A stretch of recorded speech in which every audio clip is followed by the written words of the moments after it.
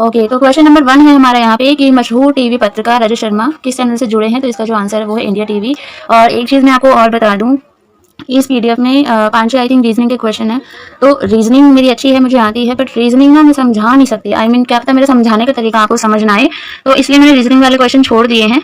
GK वाले हैं इसमें सारे क्वेश्चन, ठीक है। पेडागोजी वाला जो भी क्वेश्चन है सारे, मैं कल वो अपलोड करूंगी वीडियो, और इसलिए तो रीजनिंग वाले आप खुद से कर लेना। फिर भी अगर आपको कोई क्वेश्चन में डाउट है तो आप टेलीग्राम ग्रुप में पूछ लेना, मैं वहाँ पे उसका सॉल्यूशन प्रोवाइड करवा दूंगी, ठीक है।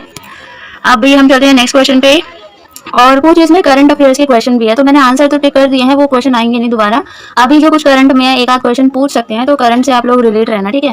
तो क्वेश्चन नंबर 2 है, पद्म विभूषण 2019 विजेता तीजन बाई निम्नलिखित में से किस राज्य से संबंधित है? तो उसका जो आंसर है वो है छत्तीसगढ़। माउंटबेटन योजना किस वर्ष में लाई गई थी? तो वो 1947 इसका आंसर है।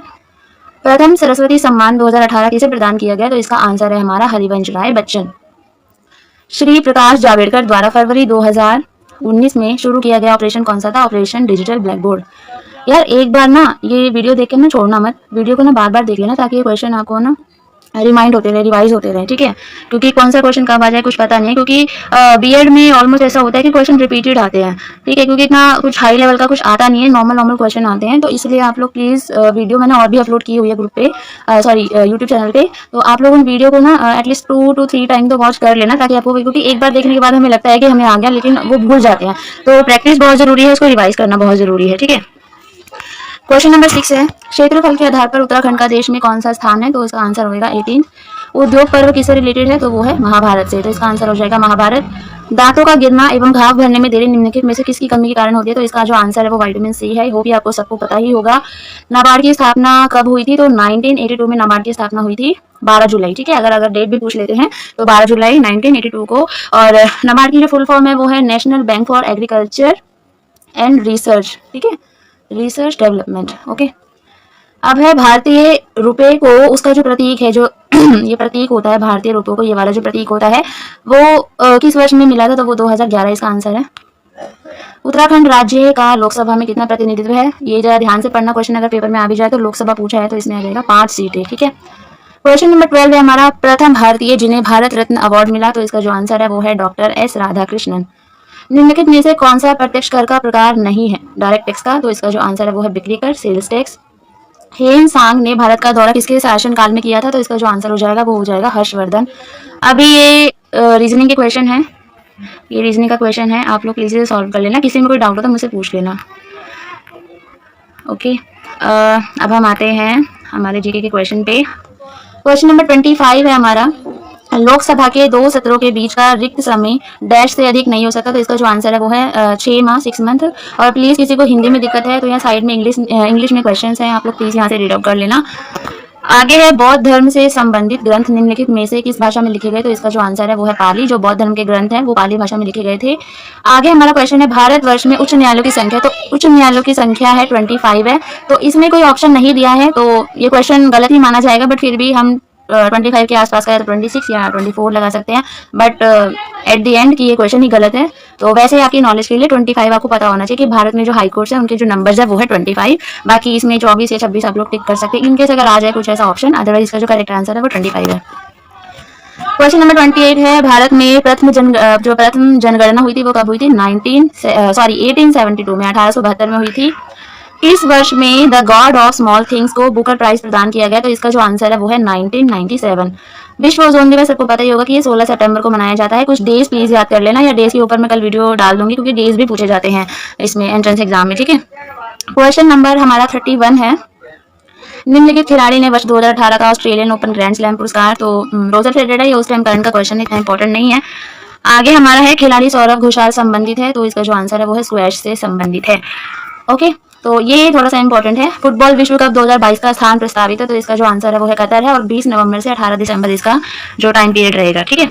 आगे है, सिंसिनाटी शहर कहाँ पर है? उत्तरी अमेरिका में है। ऑल इंडिया रेडियो की स्थापना कब हुई थी? तो इसका जो आंसर है वो है 1930।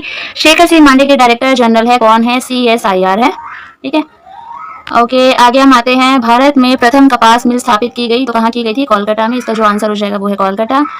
और आगे हमारा है, पुस्तक पॉपुलेशन बॉम्ब के लेखक हैं? तो कौन है? Paul R Ehrlich. कुछ इंपॉर्टेंट बुक्स जो कि एंट्रेंस से पूछी जाती है और कुछ important days, I will upload video till tomorrow. तो मैं डाल दूंगी, क्योंकि मैंने जो प्रीवियस ईयर जो क्वेश्चन पेपर एनालिसिस किया है तो उसमें पूछा गया है, ठीक है। और कुछ साइकोलॉजी की भी इंपॉर्टेंट बुक्स वगैरह पूछ लेते हैं ये लोग, तो मैं कल वीडियो अपलोड कर दूंगी उसकी, ठीक है। आगे हम क्वेश्चन नंबर आते हैं 39 पे। नादिया मुराद का तो सबको पता ही है, 2018 में उनको नोबेल शांति का पुरस्कार मिला था। तो इनका क्वेश्चन है उस टाइम का, इतना इंपॉर्टेंट नहीं है। अमार गाथा 1913 शीर्षक आत्मकथा, ये जो है अमार गाथा, ये अमार कथा सॉरी, ये जो आत्मकथा है इसके लेखक कौन है? तो इसकी जो आंसर है वो है विनोदनी दासी। क्वेश्चन नंबर 41 है, कथा सरित सागर द्वारा रचित है, तो ये किसने लिखा था? सोमदेव ने, ठीक है, जो कि कश्मीर के रहने वाले हैं। उत्तर प्रदेश के वर्तमान मुख्यमंत्री योगी आदित्यनाथ का जन्म कहाँ पर हुआ था? पौड़ी गढ़वाल में। आगे है IISc अवस्थित है, जो IISc है वो कहाँ पर लोकेटेड है? वो है बेंगलुरु में। तो इसकी जो फुल फॉर्म है वो है इंडियन इंस्टीट्यूशन ऑफ, क्या पढ़ा था मैंने इसको, science, sorry, Indian institution of science, हाँ ठीक है ठीक है ठीक है ठीक है, याद आ गया, इंडियन इंस्टीट्यूशन ऑफ साइंस, ठीक है। ओके, आगे आते हैं हम लोग।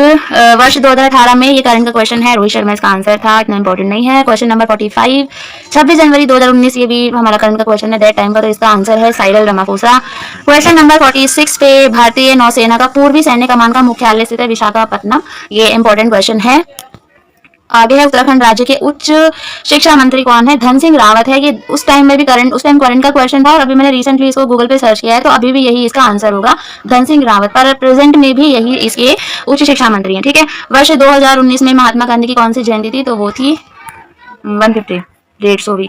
इजराइल किस महाद्वीप पे स्थित है? तो इसका जो आंसर है वो एशिया। शिक्षक दिवस सबको पता ही है कि 5 सितंबर को मनाया जाता है, और किस वजह से मनाया जाता है, या उसका जो हमारा तर्क है वो क्या है कि जो सर्वपल्ली राधाकृष्णन जी थे उनके बर्थडे के रूप में हम 5 सितंबर को शिक्षक दिवस मनाते हैं। भारत में सूचना का अधिकार सभी को पता है 2005 में लागू हुआ था। ओके, आगे हम 2019 में कौन सी लोकसभा के लिए सामान्य निर्वाचन जो हुआ था? तो वो हो गया हमारा 17वीं, ठीक है। सबसे पुराना वेद सबको पता ही है, ऋग्वेद है, थोड़ा सा वेद के बारे में भी पढ़ लेना आप लोग। आगे है, भारत की न्यायिक अकादमी है, तो इसका आंसर हो जाएगा भोपाल में। भोपाल का है, मध्य प्रदेश में। आगे है, रेड क्रॉस का मुख्यालय कहाँ है? जिनेवा है। देखिए, अगर इसके अलावा कोई और मुख्यालय पूछा जाता है इंटरनेशनल लेवल पे, तो मोस्ट ऑफ द क्वेश्चन का आंसर होगा कि ज्यादातर के ना ये स्विट्जरलैंड जिनेवा के आसपास ही सब कुछ मिलेगा, ठीक है। अमेरिका में सारे ऑलमोस्ट हमारे जो है मुख्यालय हैं, और अगर आपको आंसर ना पता हो तो वही टिक कर देना, ठीक है, नहीं पता हो तो, अदरवाइज तो वैसे पढ़ ही लेना इनके बारे में। आगे, आनुवांशिकता के जनक के रूप में कौन प्रख्यात है? सबको पता ही होगा, इसका आंसर है मेंटल, ठीक है, J Mendel. Indian Space Research Organisation सबको पता है, इसका मुख्यालय कहाँ है इसरो का? वो है बेंगलोर में, ठीक है। स्वतंत्रता मेरा जन्मसिद्ध अधिकार है, हम इसे लेकर रहेंगे, ये किसने कहा था? ये कहा था लोकमान्य तिलक ने। भारत के मुख्य निर्वाचन आयुक्त उस टाइम का इन्होंने पूछा है, जो 2019 का ये पेपर है, तो उस टाइम सुनील अरोड़ा थे, लेकिन अभी कौन है इसके? राजीव कुमार, ठीक है, प्रेजेंट में कौन है? राजीव कुमार। तो ये चीज आप याद रखना। मानव शरीर में सबसे बड़ी ग्रंथि है लीवर, यकृत जिसको बोलते हैं, तो ये सबको पता होगा। श्रीमती बेबी रानी मौर्य उत्तराखंड की राज्यपाल है, 7वीं राज्यपाल थी। अभी प्रेजेंट में गुरमीत सिंह राज्यपाल है उत्तराखंड के, तो ये आपको पता होना चाहिए। उत्तराखंड में भारत इलेक्ट्रिकल लिमिटेड कहाँ है? कोटद्वार में। ये तो मुझे अच्छे से याद है क्योंकि मैं कोटद्वार घूमने। कितने ज्योतिर्लिंग है? तो उत्तराखंड में एक ज्योतिर्लिंग है केदारनाथ। भारत में टोटल 12 ज्योतिर्लिंग है, ठीक है। आगे हम बात करते हैं, राज्य शैक्षिक अनुसंधान एवं प्रशिक्षण परिषद उत्तराखंड में स्थित है, तो वो कहाँ पर है? देहरादून में। वर्तमान में उत्तराखंड लोक सेवा आयोग के अध्यक्ष कौन है? तो ये वर्तमान मतलब 2019 का पूछा हुआ है, ठीक है, तो इसको छोड़ो, अभी प्रेजेंट का मैं बताती हूँ। प्रेजेंट में है राकेश कुमार हमारे, ठीक है, प्रेजेंट में कौन है? राकेश कुमार। सारनाथ कहाँ पर है? तो वो उत्तर प्रदेश में है। उत्तराखंड में द्वितीय राजभाषा कौन सी है? तो वो है संस्कृत, आपको पता होना चाहिए, इंपॉर्टेंट क्वेश्चन है। आगे है, निम्नलिखित में से कौन सा एक उत्तराखंड के 4 धाम में सम्मिलित नहीं है? तो इसका आंसर है रुद्रनाथ, बद्रीनाथ, केदारनाथ, गंगोत्री और यमुनोत्री, ये 4 धाम है, ठीक है, उत्तराखंड में।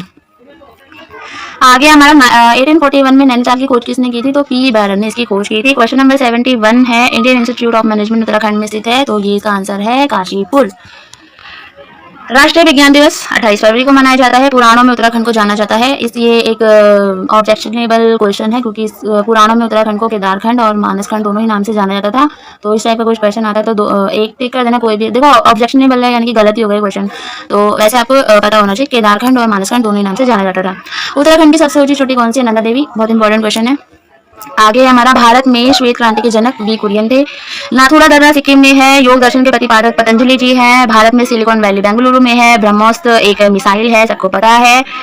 इसके अलावा राष्ट्रीय मानवाधिकार आयोग के अध्यक्ष हैं तो कौन है? अरुण कुमार मिश्रा। ठीक है, अभी प्रेजेंट का मैं बता रही हूँ। जो राष्ट्रीय मानवाधिकार आयोग है, MHRD के जो मिनिस्टर हैं, चेयरमैन हैं, वो कौन है? अरुण कुमार मिश्रा।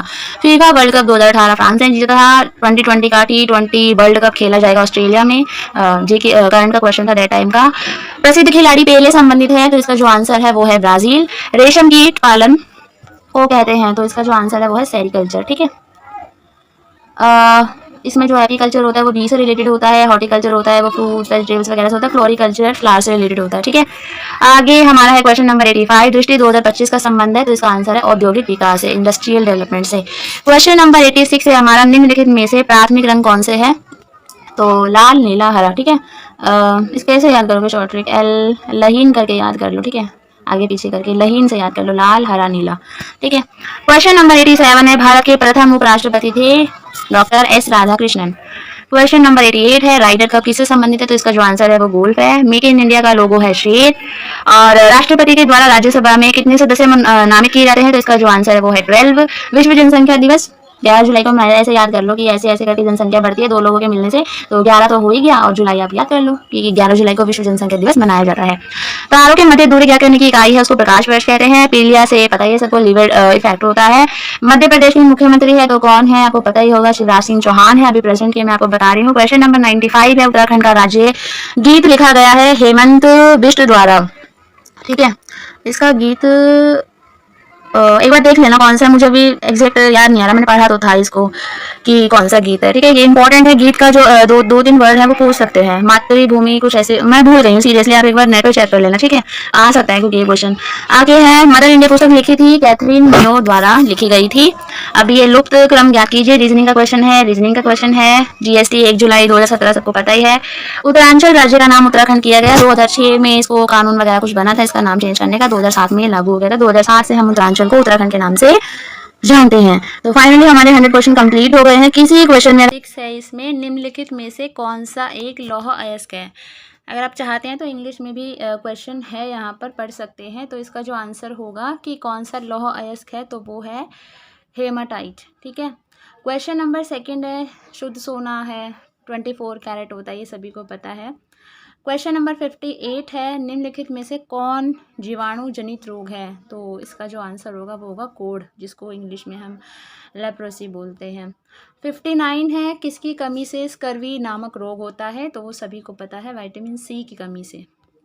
क्वेश्चन नंबर 60 है, ऑटोमोबाइल निकास से निकलने वाले अत्यधिक हानिकारक धातु प्रदूषक तत्व हैं तो ये लेड है। और आप किसी भी यूनिवर्सिटी का अगर बीएड का एंट्रेंस दे रहे हैं तो इतने टफ क्वेश्चंस नहीं आते, ऐसे ही आते हैं, बिल्कुल एकदम फैक्चुअल आते हैं। एक आधा कुछ आ गया ऐसा कुछ निष्कर्ष कथन वाला स्टेटमेंट टाइप का तो एक अलग बात है, अदरवाइज सारे फैक्चुअल ही आते हैं। ठीक है, तो बेंजीन है तो एक द्रव्य प्रदूषक है। क्वेश्चन नंबर 62 है, निम्नलिखित में कौन सा सर्च इंजन नहीं है? तो इसका आंसर होगा क्रोम। ठीक है, क्वेश्चन नंबर 63, राष्ट्रीय प्रेस दिवस कब मनाया जाता है? तो ये बनाया जाता है हमारा 16 नवंबर को। क्वेश्चन नंबर 64 है, निम्नलिखित में से कौन भारत में पारिस्थितिकी के पिता कहलाते हैं? इकोलॉजी के जो फादर है वो कौन कहलाते हैं? वो है रामदेव मिश्रा। 65 क्वेश्चन है, आपातकाल के बीच पारित अति विवादित संशोधन कौन सा था? तो वो था 42वां संशोधन 42। क्वेश्चन नंबर 66 है, निम्नलिखित में से सर्वप्रथम पंचायती राज की स्थापना कहाँ हुई थी? सभी को पता है, इसका आंसर है राजस्थान। क्वेश्चन नंबर 67 है, दरभंगा में सरस्वती अकादमी की स्थापना कब हुई थी? तो वो 1 जनवरी 1901 को हुई थी। मानव संसाधन विकास मंत्रालय बनाया गया था तो ये बनाया गया था 26 सितंबर 1985 1985 को। क्वेश्चन नंबर 69 है, दिल्ली के शासक शेर शाह सूरी का मकबरा कहाँ स्थित है? तो वो है सासाराम में। क्वेश्चन नंबर 70 है, ललित कला अकादमी की स्थापना हुई थी? तो वो हुई थी 1954 में। क्वेश्चन नंबर 71 है हमारा कि भारत की पहली एयर टैक्सी सेवा किस राज्य में आरंभ की गई? तो इसका आंसर है हरियाणा। क्वेश्चन नंबर 72 है, भारत का पहला चीफ ऑफ डिफेंस स्टाफ, तो जनरल बिपिन रावत, सबको पता ही होगा। क्वेश्चन नंबर 73 है कि भारत में सबसे बड़ी नदी बेसिन कौन सी है, तो उसका आंसर है गंगा बेसिन। क्वेश्चन नंबर 74 है, भारत में चावल का सबसे बड़ा उत्पादक राज्य कौन सा है, पश्चिम बंगाल, ये सबको पता ही है। आवृत्ति की इकाई होती है, हर्ट्ज होती है, HZ, ठीक है। आगे है हॉर्स पावर बराबर है, तो वो है 746 वॉट्स। क्वेश्चन नंबर 77 है, हाल ही में किसे भारत का मुख्य न्यायाधीश नियुक्त किया गया, तो ये पिछला पेपर है, तो उस हिसाब से तो रमना जी है और अभी ललित जी है हमारे जो प्रेजेंट में अभी जो हमारे जो CGI है, ठीक है। क्वेश्चन नंबर 78 है हमारा, कैटेगरी 1 में किस राज्य ने ई पंचायत पुरस्कार जीता, तो ये उत्तर प्रदेश है। ये करंट का क्वेश्चन है, अकॉर्डिंग टू दैट टाइम ये करंट में होगा, तो अभी कुछ कुछ करंट के क्वेश्चन में भी आपके आ सकते हैं। वैसे तो सिलेबस में है नहीं, बट थोड़ा सा रिलेट रहिएगा करंट से भी। क्वेश्चन नंबर 79 है, बैंक नोट प्रेस कहाँ स्थित है, तो उसका आंसर है हमारा देवास। क्वेश्चन नंबर 80 है, कौन से महान पुरुष का जन्म दिवस राष्ट्रीय शिक्षा दिवस के रूप में मनाया जाता है, तो इसका आंसर है मौलाना अबुल कलाम आज़ाद। क्वेश्चन नंबर 81 की बात करें तो हम टिहरी बांध भारत का सबसे ऊंचा बांध है, तो वो कौन सी नदी पर है, भागीरथी नदी पर, ठीक है। चिपको आंदोलन के प्रणेता कौन थे, सुंदरलाल बहुगुणा, सभी को पता होगा। प्रोग्रामिंग में PHP क्या होता है, तो PHP सामान्य उद्देश्य प्रोग्रामिंग भाषा होती है। 84 है हमारा, कंप्यूटर साक्षरता दिवस 2 दिसंबर को मनाया जाता है। क्वेश्चन नंबर 85 है हमारा, हिंदी कविता के लिए वर्ष 2020 का साहित्य अकादमी पुरस्कार किस प्रथम महिला कवित्री ने जीता, तो ये अनामिका इसका आंसर है। तो ये करंट का क्वेश्चन है, ठीक है। और अब हम ज़्यादा चलते हैं 86 क्वेश्चन पे। भारतीय संविधान हमें पता है कि ना तो वो ज़्यादा कठोर है और ना ही ज़्यादा लचीला है, वो दोनों का मिक्सअप है, ठीक है। Question number 87 Durand cup football से रिलेटेड है, सबको पता ही है। नीति आयोग 1 जनवरी 2015 को बना था। और उसके बाद है PNR 381 एक उन्नत किस्म है, तो ये किसकी किस्म है, चावल की।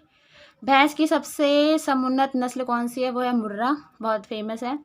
विश्व kabaddi world cup circle strike 2020 का विजेता कौन है, तो वो पाकिस्तान है, ये करंट का क्वेश्चन है। क्वेश्चन नंबर 92 है, नोबेल विश्व शांति अवार्ड 2020 किस संस्था को प्राप्त हुआ, तो वो है WFP, करंट का क्वेश्चन है। बिहार के शिक्षा मंत्री कौन है वर्तमान में, उस टाइम पे विजय कुमार चौधरी, 2020 का पेपर है ये। इसके अलावा आप अभी जिस भी स्टेट का B.Ed देने वाले हैं, एक बार देख लेना वहाँ के शिक्षा मंत्री कौन है अभी। बिहार के साहित्यकार पूछा हुआ है, तो इसमें सभी है, रामधारी सिंह दिनकर, गोपाल सिंह नेपाली, पंडित राम अवतार शर्मा, तो इसका आंसर उपयुक्त सभी। लेटर, ईमेल, टेलीफोन किसके एग्जाम्पल है, तो ये एग्जाम्पल है चैनल के। अब हम आ गए हैं पेडागोजी के सेक्शन पे, ठीक है। इसमें मैं थोड़ा सा समझा देती हूँ क्योंकि पेडागोजी पे मेरी कमांड है और मुझे पेडागोजी की अच्छी खासी, बहुत ज़्यादा अच्छी खासी तो नहीं कह सकते, बट अच्छी खासी नॉलेज है पेडागोजी पे। तो क्वेश्चन नंबर 96 है कि वह कौन सा दर्शन शास्त्र है जो किसी अध्यापक की भूमिका का एक नियमबद्ध अनुशासनवादी के रूप में समर्थन करता है, तो वह एक आदर्शवाद है, ठीक है। एक टीचर को आदर्श होना चाहिए पूरा नियमबद्ध तरीके से, पूरा एकदम स्ट्रिक्टनेस जो होती है ना, वो इस तरीके से जो मानी है वो आदर्शवाद ने मानी है, ठीक है। क्वेश्चन नंबर 97 है कि निम्न में से कौन से स्तंभों को समाज शास्त्र से सहारा मिला है, शिक्षा के कौन से स्तंभ से, तो ज्ञान के लिए सीखना, होने के लिए सीखना, करने के लिए सीखना, तो दूसरों के साथ शांतिपूर्वक रहने के लिए सीखना, इस संबंध को जो ये स्तंभ है शिक्षा का, इसको समाज शास्त्र से सहारा मिला है, ठीक है। क्वेश्चन नंबर 98 शिक्षा का अधिकार कब लागू हुआ, 1 अप्रैल 2010, सबको पता ही है। क्वेश्चन नंबर 99 है, शिक्षण प्रभावशीलता निर्भर करती है, तो जो अगर शिक्षण की जो अगर हम इफेक्टिवनेस देखें तो वो किसके ऊपर डिपेंड होती है, तो वो शिक्षक की योग्यता, शिक्षक के व्यक्तित्व, शिक्षक की लिखावट, तो शिक्षक के विषय की समझ होना। देखो एक टीचर को जब सब्जेक्ट की नॉलेज होगी ना, तो वो जो उसका जो वे ऑफ टीचिंग होगा ना, वो ऑटोमेटिकली बहुत इफेक्टिव हो जाता है, तो इसका जो ऑप्शन होगा वो D होगा। क्वेश्चन नंबर 100 है हमारा, गणित का एक अध्यापक कक्षा में कुछ प्रश्न कराता है तथा इसके बाद छात्रों को पुस्तक में दी गई समस्याओं को हल करने के लिए कहता है। इस इस स्थिति में छात्र जिस नियम का पालन करता है वह है कि टीचर ने कुछ क्वेश्चंस कराए, उसके बाद बोला कि आप बुक में जो प्रैक्टिस जो क्वेश्चन दिए हुए हैं उनको हल करो। तो इस सिचुएशन में जो बच्चा है वो कौन सा रूल को फॉलो कर रहा है, कौन से लॉ को फॉलो कर रहा है। तो निकटता का नियम, पुनर्बलन का नियम, तत्परता अभ्यास का नियम, ठीक है। निकटता का नियम तो हो ही नहीं सकता है, पुनर्बलन तो उसको कोई रीइंफोर्समेंट तो मिल नहीं रहा है, तत्परता भी नहीं होगा क्योंकि अभ्यास का नियम, उसको अभ्यास करवाया जा रहा है, ठीक है। 101 पे हम आते हैं। भारत में शिक्षा के इतिहास में निम्नांकित महत्वपूर्ण प्रभावों को कालिक क्रम में प्रदर्शित कीजिए। प्रजातंत्र, धर्म, राजनीति, आधुनिकीकरण। तो हमें क्या करना है इसमें, निम्नांकित महत्वपूर्ण प्रभाव हैं ये, ठीक है। भारत में जो एजुकेशन है उसके ऊपर इनका प्रभाव पड़ता है, तो उसका हमें सीक्वेंस बताना है। तो पहला है हमारा बी, सबसे पहले धर्म का, उसके बाद है हमारा सी, फिर राजनीति का, देन उसके बाद है हमारा ए प्रजातंत्र का, और उसके बाद लास्ट में आता है आधुनिकीकरण, ठीक है। तो इसका ऑप्शन है हमारा बी।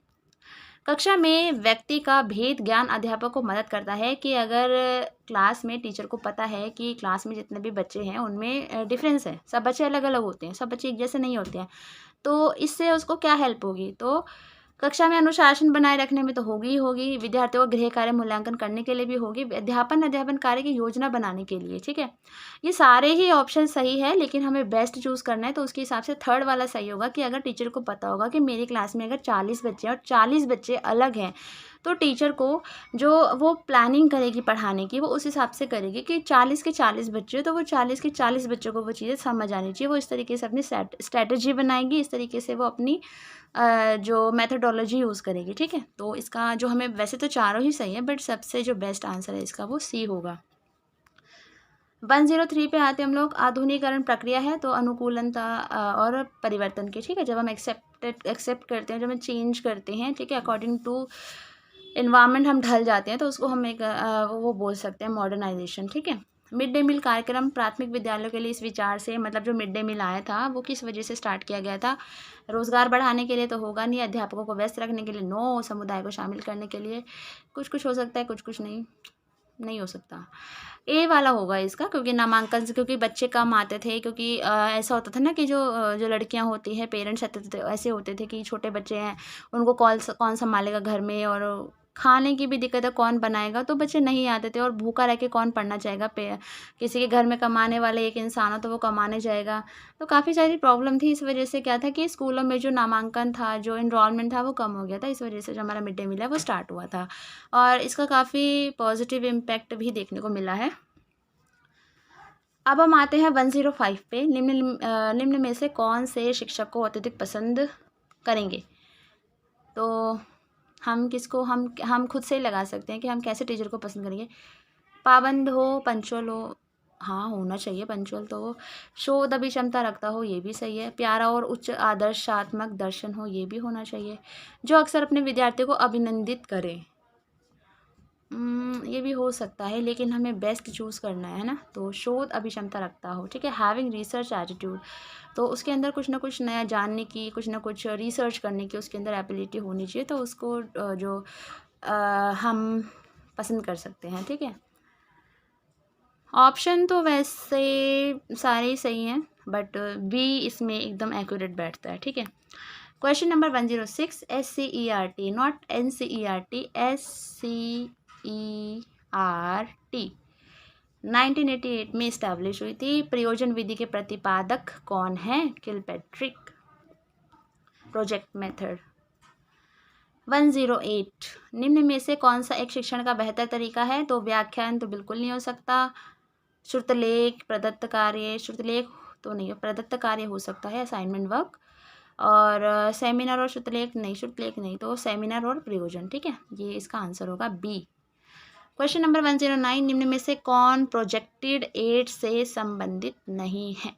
प्रोजेक्टेड एड से संबंधित नहीं है, तो इसका आंसर है श्यामपट्ट, ठीक है। देखो, एडियास्कोप, स्लाइड प्रोजेक्टर, ओवरहेड प्रोजेक्टर, तो ये क्या है, हमारे प्रोजेक्टेड है, लेकिन जो हमारा जो ब्लैक बोर्ड होता है वो हमारा प्रोजेक्टेड नहीं है, तो इस वजह से इसका आंसर ये हो। किस परीक्षा में पक्षपात का कोई स्थान नहीं होता। तो वस्तुनिष्ठता, ठीक है। जो अगर जिस भी एग्ज़ाम में ऑब्जेक्टिविटी होगी तो उसमें कोई भी पक्षपात नहीं लेगा, ठीक है। फॉर एग्ज़ाम्पल, अभी यही क्वेश्चन लगा लीजिए 110, ये क्वेश्चन है और इस क्वेश्चन का आंसर है डी। ठीक है, तो इसको अगर 100 टीचर भी चेक करेंगे ना तो डी ऑप्शन को कोई हिला नहीं सकता कि यही आंसर हो, क्योंकि यही आंसर है ना। तो ऑब्जेक्टिविटी अगर किसी पेपर में होती है तो उसमें कोई भी पक्षपात नहीं होता कि कोई टीचर का कुछ पर्सनल इशू है किसी बच्चे से, या किसी का किसी से इशू है कि नहीं इस बच्चे को हमें सही नहीं करना, नंबर नहीं देने, है ना, कुछ भी इशू हो सकता है। तो ऐसे में एक टीचर है वो कभी पक्षपात नहीं करेगा अगर एक जो परीक्षा है, जो एग्ज़ाम है, जो पेपर है वो अगर वस्तुनिष्ठ होता है तो। ठीक है, ऑब्जेक्टिव टाइप होते हैं, उनका एक ही आंसर होगा, चाहे 100 टीचर चेक करे चाहे 200 टीचर चेक करे, जो आंसर है वो तो रहेगा ना वही। तो यही इसमें है। अब आ गए हैं हम 111 वाले क्वेश्चन पे। बाल्यावस्था और युवावस्था के बीच की अवस्था को हम क्या कहते हैं? किशोरावस्था। जिज्ञासा क्या है? जानने की इच्छा, सबको पता ही है। शिक्षण का उद्देश्य है, शिक्षण का उद्देश्य छात्रों को ज्ञान उपलब्ध कराना, सही है। विद्यार्थियों को पढ़ने हेतु प्रोत्साहित करना, ये भी सही है। विद्यार्थियों को भी प्रेरित करना, ये भी सही है। तो इसका आंसर हो जाएगा डी। 114 पे आ जाइए। कक्षा शिक्षण में रुचि जागृत करने की निम्न में से कौन सी विधि कौन सी है? तो छात्र का अध्ययन, उद्देश्य की स्पष्टता, रुचि मापन, हाँ ये सभी होंगे। ठीक है, हम इन सभी के द्वारा क्लास में जो है बच्चों में इंटरेस्ट डेवलप कर सकते हैं। अब आ गए हम 115 पे। मूल्य शिक्षा का उद्देश्य विद्यार्थियों में समझ बनाना है।